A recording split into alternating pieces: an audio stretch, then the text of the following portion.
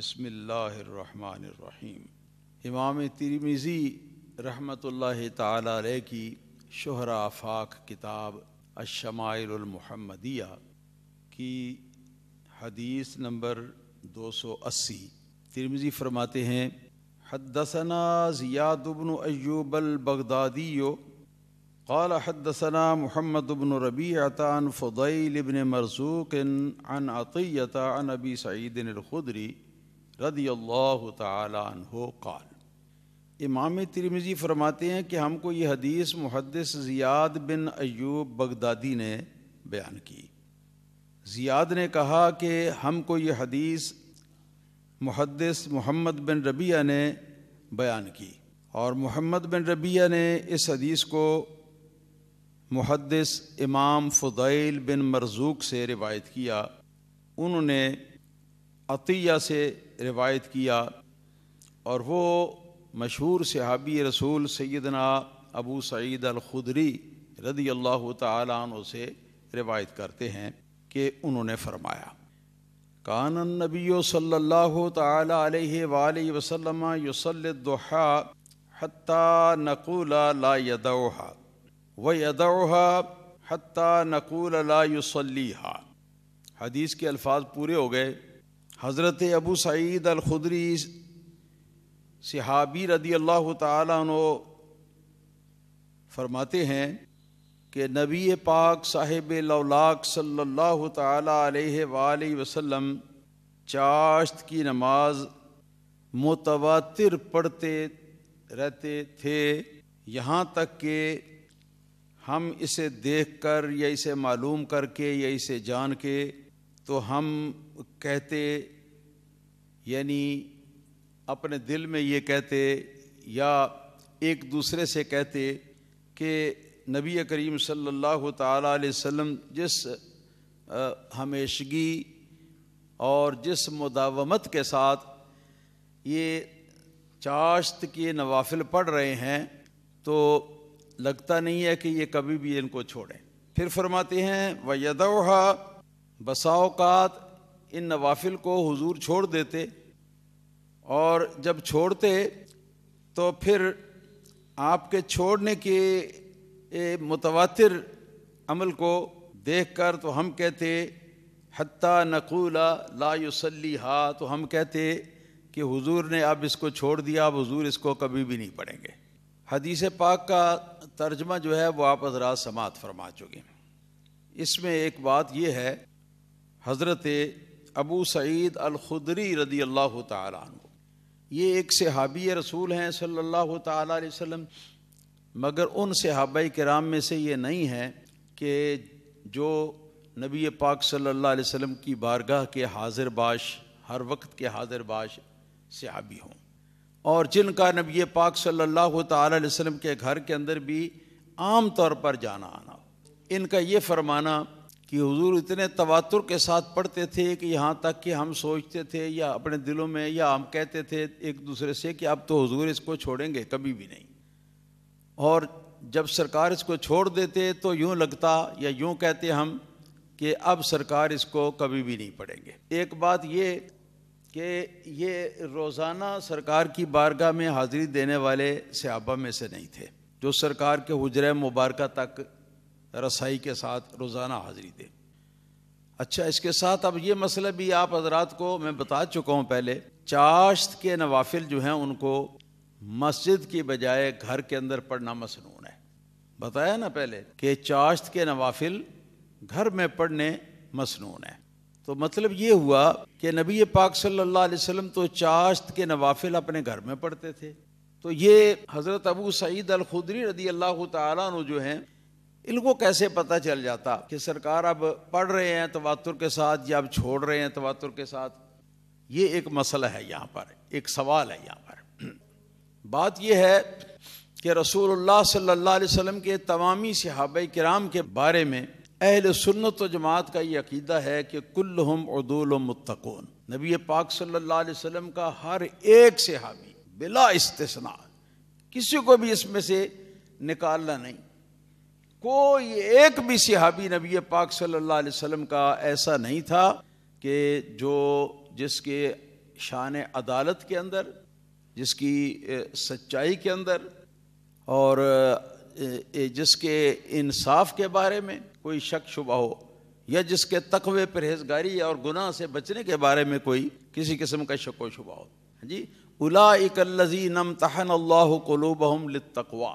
قرآن پاک کا فرمان ہے، سرکار کے صحابہ کا ذکر فرمانے کے بعد اللہ تعالیٰ فرماتا ہے کہ یہی وہ لوگ ہیں کہ جن کے دلوں کو اللہ پاک نے آزما لیا ہے تقوی کے لیے، آزما لیا ہے، یعنی آزمائش کر چکے ہیں کہ تقوی کے سوا اور کچھ نہیں، تقوی ہی تقوی ہے، اور یہ کبھی بھی زائل نہیں ہوتا. یہ وہ صحابہ کرام رضوان اللہ علیہم اجمعین. تو اب ان کا اس طرح بتانا یہ قرینے قیاس نہیں تھا جی، کہ حضور تو چاشت کے نوافل کو اپنے گھر میں پڑھتے تھے، اور یہ حضور کے گھر میں ہر وقت جب آپ چاشت کے نوافل پڑھیں یا نہ پڑھیں حاضر ہوتے نہیں تھے. تو پھر انہوں نے کیسے کہہ دیا؟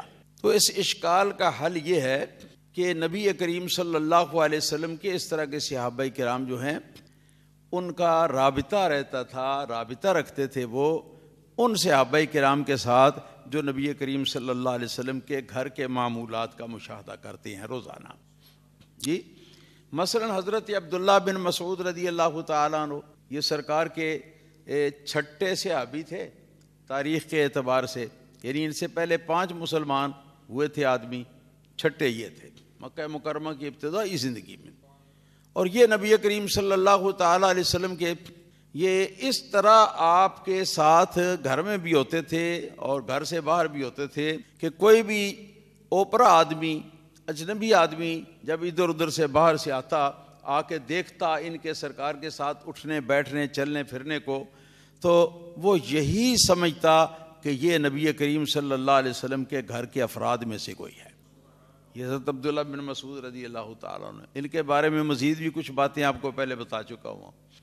یہ تو جانتے تھے نا. اسی طرح حضرت مولا علی شیر خدا رضی اللہ تعالیٰ عنہ، وہ بھی جانتے تھے. اہل بیت میں سے نبی کریم صلی اللہ علیہ وسلم کے چچا عباس بھی جانتے تھے، اور اسی طرح حضرت عبداللہ بن عباس نبی کریم صلی اللہ علیہ وسلم کے چچا زاد بھائی ہیں. حضرت عباس حضور کے جو چچا ان کے صاحبزادے ہیں، وہ بھی تو گھر میں ہوتے تھے، اکثر ہوتے تھے. اور پھر حضرت سیدنا انس بن مالک رضی اللہ تعالیٰ عنہ کہ جنہوں نے نبی کریم صلی اللہ علیہ وسلم کی دن رات خدمت کی ہے، پورے 10 برس مدینہ منورہ میں. صرف رات کو سونے کے وقت جب سرکار سونا چاہتے تو فرماتے انس جاؤ تم بھی آرام کرو، تو وہ جا کے سو جاتے، اور پھر صبح سویرے اذان کے ساتھ ہی یہ پہنچ جاتے. تو یہ سارے جو ہیں یہ تو جانتے تھے نا. پھر یہ بات ہے کہ صحابہ کرام کے پاس ایک اور بھی وسیلہ تھا سرکار دو عالم صلی اللہ علیہ وسلم کے تنہائی کے معمولات کا جاننے کا. جی اور وہ وسیلہ کیا تھا کہ یہ صحابہ کرام رضوان اللہ علیہم اجمعین اکثر بیشتر پیغام بھیج دیتے تھے امہات المومنین کے یہاں، کوئی حضرت بی بی عائشہ صدیقہ کے یہاں، کوئی حضرت بی بی ام سلمہ کے یہاں، کوئی کسی بی بی صاحبہ کے یہاں، کوئی کسی بی بی صاحبہ کے یہاں، اور پوچھ لیتے تھے اس قسم کی باتیں کہ حضور کی جو چاشت کی نماز ہے یہ نبی کریم صلی اللہ علیہ وسلم کس طرح یہ تواتر کے ساتھ پڑھتے تھے، یا کبھی چھوڑ دیتے تھے کبھی پڑھ لیتے تھے. تو وہاں سے پھر جواب جو ملتا اس کے ذریعے سے ان کو معلومات حاصل ہو جاتے. تو اس لیے یہ اشکال جو ابھی میں نے عرض کیا تھا کوئی آدمی اگر کرے تو اس کا یہ اشکال جو ہے بالکل مردود ہے، کیونکہ وہ اگرچہ سرکار کے گھر نہیں جاتے تھے مگر گھر جانے والوں سے وہ پوچھ تو لیا کرتے تھے نا، اور صحابہ کرام کا اکثر و بیشتر یہ معمول تھا. اس سے یہ بات معلوم ہو گئی کہ جو وہ فرما رہے ہیں ان کا مشاہدہ چاہے نہ ہو لیکن یہ کہ بات صحیح ہے ان کی، کیونکہ صحابی کی بات پر ہم شک نہیں کر سکتے.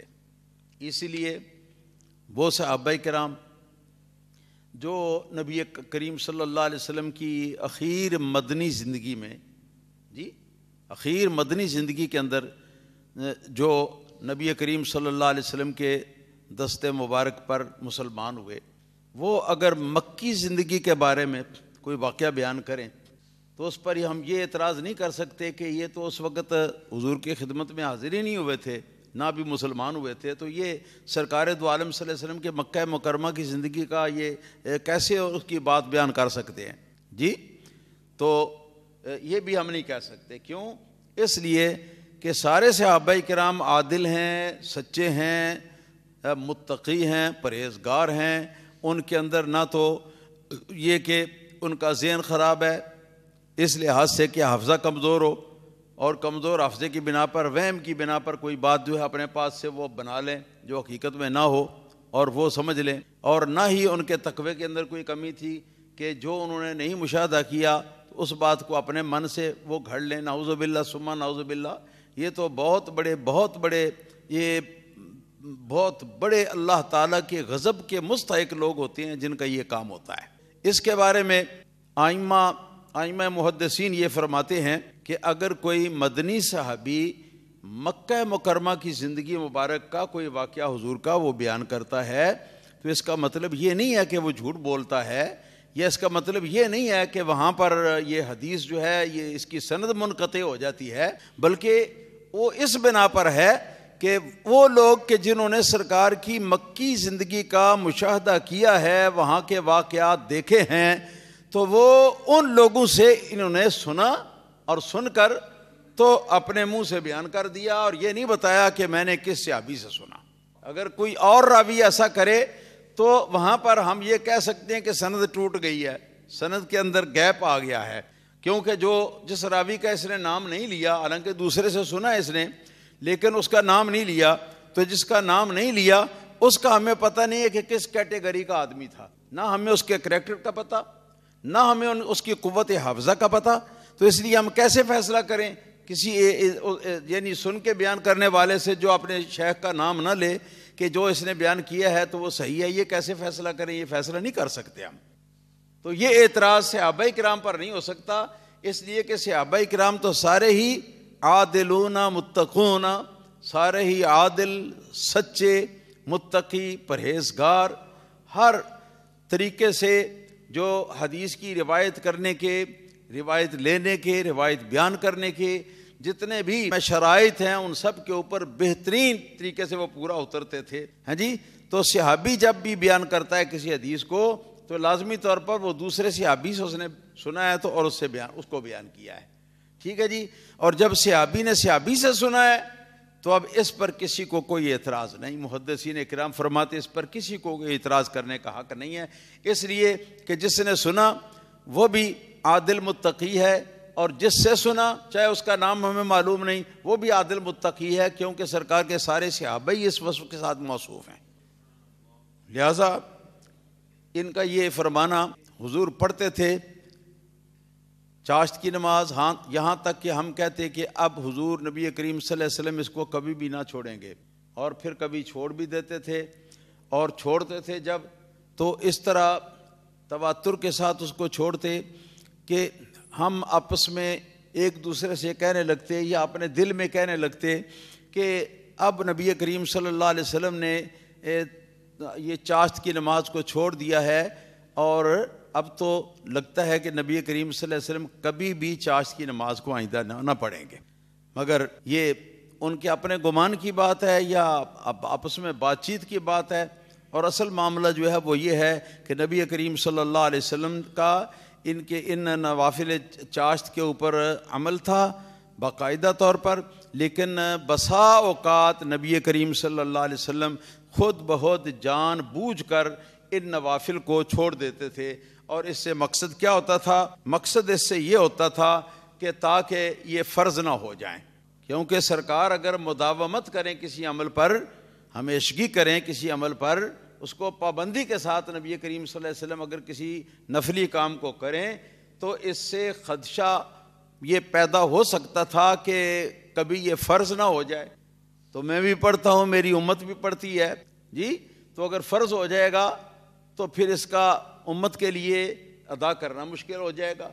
تو یہ امت کے اوپر رحمت اور شفقت فرماتے ہوئے سرکار دو عالم صلی اللہ علیہ وسلم کبھی کبھی چھوڑ دیتے تھے تاکہ کہیں یہ فرض نہ ہو جائے. ورنہ نبی کریم صلی اللہ علیہ وسلم کے لیے تو آپ سمجھے کہ یہ نماز جو ہے اس کی آنکھوں کی ٹھنڈک تھی. وقرۃ عینی فی الصلاۃ، آنکھوں کی ٹھنڈک تھی.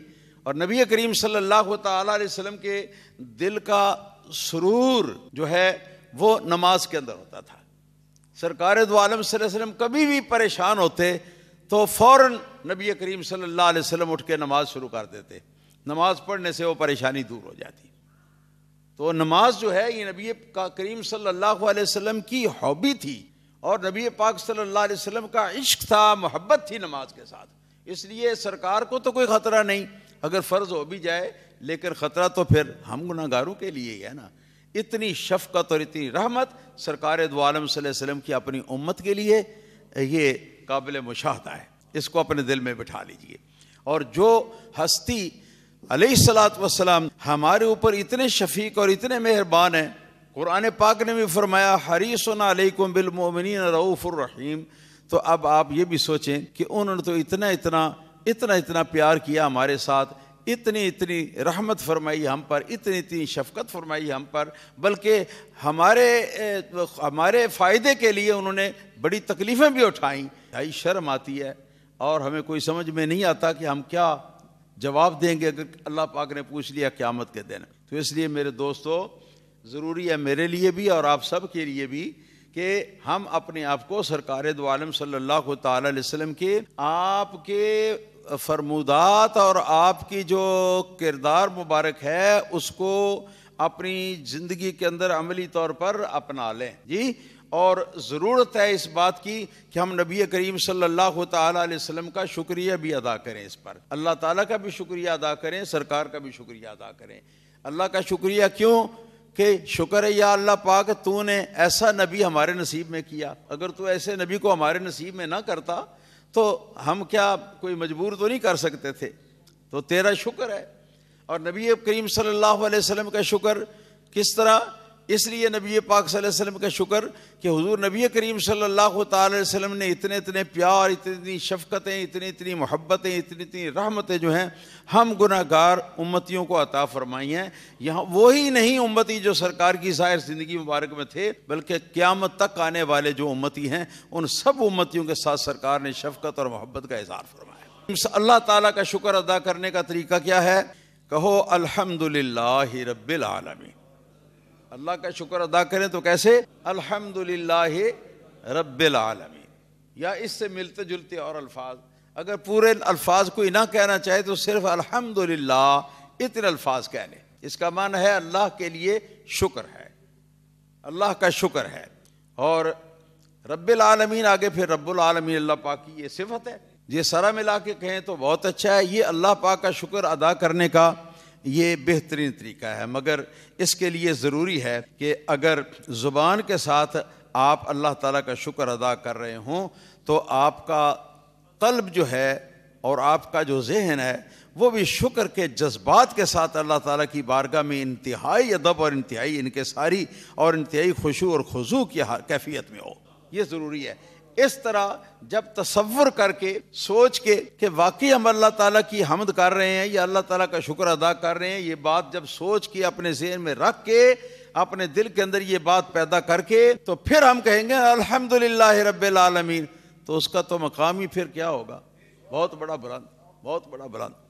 اور اگر ایسے چلتے چلتے ویسی عادت پڑی ہے، کوئی بات سن لی اچھی تو کہا الحمدللہ، ایسے ہی کہہ دیا، تو میرا مطلب یہ نہیں کہ جو اس طرح عادتاً الحمدللہ کہہ دیتے ہیں ان کو کوئی فائدہ نہیں ہوتا، ثواب ان کو بھی ہے، ان کو بھی ثواب ہے، ان کو بھی فائدہ ہے، مگر جو حقیقی فائدہ ہے اور جو پورا فائدہ ہے یہ ان کو ہوگا جو عادتاً بھی الحمدللہ جب کہنا چاہیں تو اس سے پہلے اپنے قلب اور اپنے ذہن کو اللہ تعالیٰ کے ادب، احترام اور اس کی بارگاہ کے شکر کے جذبات کے ساتھ ویسے ہی ان کو عاجز اور منکسر کر دیں اللہ تعالیٰ کے حضور میں۔ تو یہ ہے جی، اور رسول اللہ صلی اللہ تعالیٰ علیہ وسلم کی بارگاہ کا شکر ادا کرنے کا بڑا آسان طریقہ ہے، وہ کیا ہے؟ وہ یہ ہے اللہم صلی علی سیدنا محمد وعلی آل سیدنا محمد کما صلیت علی سیدنا ابراہیم وعلی آل سیدنا ابراہیم، پڑھو وعلی آل سیدنا ابراہیم انک حمید مجید، اللہم بارک علی سیدنا محمد، سیدنا کا لفظ ساتھ بولا کرو، علی سیدنا محمد وعلی آل سیدنا محمد کما بارکت علی سیدنا ابراہیم وعلی آل سیدنا ابراہیم انک حمید مجید۔ یہ نماز والا درود شریف ہے، سب سے افضل درود شریف جو ہے وہ یہ ہے، اس سے افضل اور کوئی درود شریف نہیں ہے۔ لیکن آپ کی سہولت کے لیے اللہ پاک اور اس کے حبیب صلی اللہ تعالی علیہ وسلم کی طرف سے آپ کو اجازت ہے کہ آپ کوئی مختصر سا درود شریف جس کے الفاظ مختصر اور تھوڑے ہوں تو وہ بھی اگر آپ پڑھیں تو درود سلام کا مقصد ادا ہو جائے گا، اللہ تعالیٰ کی بارگاہ میں وہ بھی قبول ہے۔ درود شریف ہی واحد ایک ایسی عبادت ہے کہ جو عبادت اگر آدمی توجہ کے ساتھ کرے تو بھی اللہ کی بارگاہ میں قبول ہے، بغیر توجہ کے کرے تو بھی اللہ تعالیٰ کی بارگاہ میں قبول ہے، جیسے بھی کرے اللہ تعالیٰ کی بارگاہ میں قبول ہے۔ یہ وہ عبادت ہے جو کبھی رد نہیں ہوتی۔ تو عام لوگوں کو تو یہ آتا ہے نا، الصلاۃ والسلام علیک یا سیدی یا رسول اللہ وعلی آلک واصحابک یا حبیب اللہ۔ عام لوگوں کو تو یہ آتا ہے نا، تو یہی پڑھ لیں، یہی پڑھ لیں، ہاں جی۔ ورنہ اور درود شریف ہیں، درود شریف خضری جو ہمارے سلسلے کے اندر ہمارے بزرگوں نے بہت زیادہ پڑھا اور پڑھایا ہے کروڑوں کی تعداد میں، وہ ہے صلی اللہ علی حبیبہ محمد و آلہ وسلم، صلی اللہ علی حبیبہ محمد و آلہ وسلم، صلی اللہ علی حبیبہ محمد و آلہ وسلم۔ یہ درود شریف خضری ہے، حضرت خضر علیہ الصلوۃ والسلام کا یہ بیان کیا ہوا اور ان کا پڑھا ہوا یہ درود شریف ہے۔ اس طرح درود شریف ہزارہ بھی ہے، آپ جانتے ہیں کتابوں میں بہت درود شریف لکھے ہوئے ہیں، سب درود شریف جو ہیں وہ اللہ تعالیٰ کی بارگاہ میں مقبول ہیں۔ کسی بھی درود شریف کے الفاظ کے ساتھ آپ درود و سلام حضور کی بارگاہ میں بھیج لیں تو یہ نبی کریم صلی اللہ علیہ وسلم کا شکریہ ادا کرنے کا بہترین ذریعہ ہوگا۔ تو جس نے زیادہ شکریہ ادا کیا وہ حضور کا زیادہ مقرب ہوگا، جس نے کم شکریہ ادا کیا اس کو بھی فائدہ ہوگا حضور کی ذات اقدس سے، حضور کی شفاعت سے، مگر اتنا نہیں جتنا زیادہ پڑھنے والوں کو۔ تو اس لیے کم سے کم ایک شخص اگر چھوٹے الفاظ کا اگر درود شریف ہو تو کم سے کم 1000 یا 1100 روزانہ پڑھ لیں تو کوئی بڑی بات تو نہیں ہے۔ میں سمجھتا ہوں کہ عام آدمی اگر پڑھے گا تو پہلے دن آدھا گھنٹہ لگے گا، دوسرے دن زبان کے اندر روانی ہو جائے گی، لہذا دوسرے دن پھر اس کو وہ کم ٹائم لگے گا، تیسرے دن اور کم، اور اس طرح جب 2 4 5 دن گزر جائیں گے تو اس کے بعد وہی 15 منٹ 20 منٹ والی بات۔ تو یہ معمول بناؤ میرے دوستو۔ حضور نبی کریم صلی اللہ تعالی علیہ وسلم ارشاد فرماتے ہیں کہ اقربکم الیہ یوم القیامت اکثرکم علیہ صلاۃ۔ آپ فرماتے ہیں کہ قیامت کے دن مجھ سے زیادہ قریب تم میں سے وہ ہوگا جو اپنی زندگی میں مجھ پر درود شریف زیادہ بار پڑھتا ہوگا، زیادہ مرتبہ، وہ حضور کا زیادہ قریب ہوگا۔ اور قیامت کا دن جو ہے اس کی تلخیاں، قیامت کے دن کی سختیاں، قیامت کے دن کی جو پریشانیاں ہیں، ہاں جی، ان کا تو کوئی بیان ہی نہیں کیا جا سکتا نا۔ اب اس دن کے اندر اگر سرکار دو عالم صلی اللہ علیہ وسلم کا قرب ہمیں حاصل ہوگا تو سرکار کا قرب حاصل ہونے کے معنی صرف یہ ہی نہیں کہ آپ کے قریب ہم ہوں گے، بلکہ یہ کہ حضور کی پناہ میں بھی ہوں گے۔ یہ قرب کا فائدہ ہوگا، ورنہ نرے قرب کا فائدہ اگر کوئی بھی نہ ہو فائدہ تو پھر قرب کا کوئی مقصد نہیں رہ جاتا۔ تو سرکار کبھی کبھار جو بسا اوقات چھوڑ دیتے تو اس کا مقصد یہ ہوتا کہ امت پر شفقت اور رحمت کے لیے آپ چھوڑ دیتے تاکہ امت پر کہیں فرض نہ ہو جائے اور ان کے لیے پھر دشواری پیدا ہو جائے گی۔ اب یہ ایک مسئلہ ہے جس کو امام علی القاری رضی اللہ تعالیٰ عنہ نے لکھا ہے، ایک حدیث پاک انہوں نے لکھی ہے، اور اس حدیث پاک کا مفہوم یہ ہے، انسان کے وجود کے اندر ہڈیوں کے جوڑ جو ہے نا وہ 360 ہے۔ کتنے جوڑ ہیں؟ 360 ہمارے انسانی جسم کے اندر جوڑ ہیں ہڈیوں کے۔ اور حدیث پاک کے اندر میں نے یہ بھی پڑھا ہے کہ کم سے کم یہ جتنی ہماری ہڈیوں کے جوڑوں کی تعداد ہے 360، کم سے کم ان کے برابر تو ہم اللہ تعالیٰ کا ذکر جو ہے نا وہ 24 گھنٹے میں کر لیا کریں، کم سے کم اتنا تو کر لیا کریں، اور یہ بھی مسنون ہے جی، چاہے وہ کسی بھی طرح ذکر کر لیں۔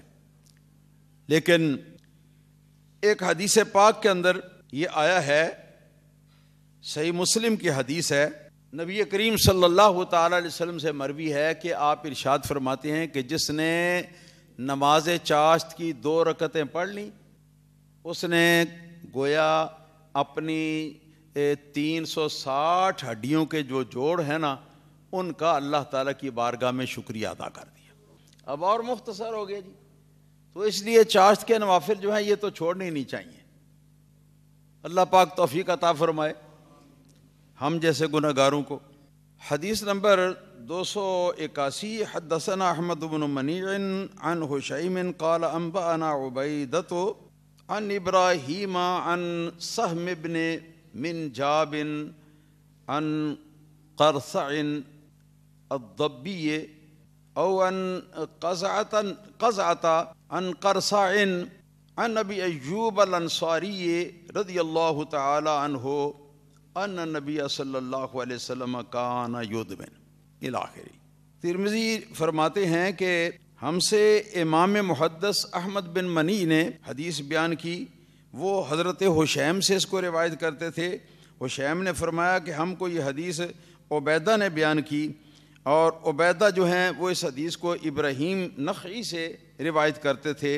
ابراہیم نخعی اس حدیث کو حضرت سہم بن منجاب محدث سے روایت کرتے تھے، اور انہوں نے اس حدیث کو حضرت قرصع الضبی یا قزعہ سے روایت کیا، اور قرصع الضبی یا قزعہ جو ہیں انہوں نے اس کو روایت کیا حضرت ابو ایوب انصاری رضی اللہ تعالیٰ عنہ سے۔ یہ مشہور نبی پاک صلی اللہ علیہ وسلم کے صحابی ہیں کہ جب نبی کریم صلی اللہ علیہ وسلم مدینہ منورہ ہجرت فرما کے مکہ مکرمہ سے تشریف لائے تھے، تو یہ حضرت ابو ایوب انصاری جو ہیں وہی سرکار دو عالم صلی اللہ علیہ وسلم کے میزبان تھے۔ انہوں نے اپنے گھر کا ایک حصہ سرکار کو پیش کیا تھا رہنے کے لیے۔ تو یہ فرماتے ہیں کہ ان نبی صلی اللہ علیہ وسلم کان یدمن 4 رکعات عند زوال الشمس، فرماتے ہیں کہ رسول اللہ صلی اللہ علیہ وسلم لازمی یا ضرور ہی آپ پڑھ لیا کرتے تھے 4 رکعتیں سورج کے زوال کے وقت، سورج کے زوال کے وقت۔ اب ہمارے یہاں مشہور ہے کہ زوال کا وقت جو ہے وہ مکروہ ہوتا ہے، زوال کے وقت میں نماز نہیں پڑھ سکتے۔ ہاں، یہ بات بالکل الٹ ہے۔ جس وقت سورج سر پر آ جائے اس کا سایہ مشرق اور مغرب دونوں میں سے کسی طرف بھی زائد نہ ہو۔ اگر سایہ نہ ہو تو بھی ٹھیک ہے، اگر سایہ ہو تو ایک جیسا ہو دونوں طرف تو بھی ٹھیک ہے۔ یہ وقت ہے وسط آسمان میں سورج کے آنے کا۔ اس کو فقہاء کرام کہتے ہیں وقت استوا، جب سورج جو ہے وہ بالکل سر کے برابر آ جاتا ہے، یہ وقت ہے کراہت کا، ٹھیک ہے جی۔ اور زوال کا معنی کیا ہے؟ زوال کا معنی ہے ڈلنا۔ وہ کہتے نہیں جی فلاں آدمی ماشاءاللہ بڑا کھاتا پیتا تھا، یہ تھا وہ تھا، بڑا اچھا تھا، لیکن اس پر زوال آ گیا۔ زوال کا مطلب کیا ہے؟ مطلب یہ کہ جو دولت مندی کی حالت تھی وہ ڈھل گئی۔ تو جس وقت زوال ہو جائے یعنی سورج ڈھل جائے، وسط سے درمیان آسمان سے ڈھل جائے، تو وقت جو ہے مکروہ نہیں رہتا ہوتا اس وقت جو ہے نا وہ صحیح وقت جو ہے وہ شروع ہو جاتا ہے، اس کے اندر کراہت ختم ہو جاتی ہے۔ کراہت اس وقت ہے جس وقت وہ درمیان آسمان میں ہو۔ تو اس کا مطلب یہ بنا کہ نبی کریم صلی اللہ تعالی علیہ وسلم 4 رکعتیں سورج کے ڈھلنے کے بعد آپ ادا فرماتے تھے۔ چنانچہ ہی ابو ایوب انصاری فرماتے ہیں کہ میں نے پوچھا کہ یا رسول اللہ صلی اللہ علیہ وآلہ وسلم انک تدمن هذه ال4 رکعات عند زوال الشمس، کہ حضور آپ جو ہی یہ سورج ڈھلتا ہے تو سورج کے ڈھلنے کے بعد 4 رکعتیں آپ یہ نماز پڑھتے ہیں، نوافل پڑھتے ہیں، اس کی وجہ حضور کیا ہے؟ تو نبی کریم صلی اللہ علیہ وسلم نے فرمایا کہ ان ابواب السماء تفتح عند زوال الشمس فلا ترتجو حتى يصل الظهر فأحب ان يسعد لی فی تلک الساعۃ خیر. سرکار نے فرمایا جس وقت زوال ہوتا ہے نا، یعنی جو ہی سورج ڈھلتا ہے تو اس کے ڈھلنے کے ساتھ ہی آسمانوں کے دروازے جو ہیں وہ کھل جاتے ہیں. پہلے بند ہوتے ہیں، اب کھل جاتے ہیں. تو نبی کریم صلی اللہ تعالی علیہ وسلم فرماتے ہیں کہ اب ان دروازوں کو بند نہیں کیا جاتا جب تک کہ ظہر کی نماز ادا نہ کر لی جائے. اور نبی کریم صلی اللہ علیہ وسلم نے پھر یہ بھی فرمایا کہ میں چاہتا ہوں کہ ایک حالت بدل گئی، یعنی آسمان کے دروازے بند تھے اب کھل گئے، تو ان کے کھلنے کے بعد جتنا جلدی ہو سکے میری طرف سے یہ 4 رکعت نوافل اللہ تعالیٰ کی بارگاہ میں یہ عبادت، یہ عمل خیر جو ہے یہ پہنچ جائے.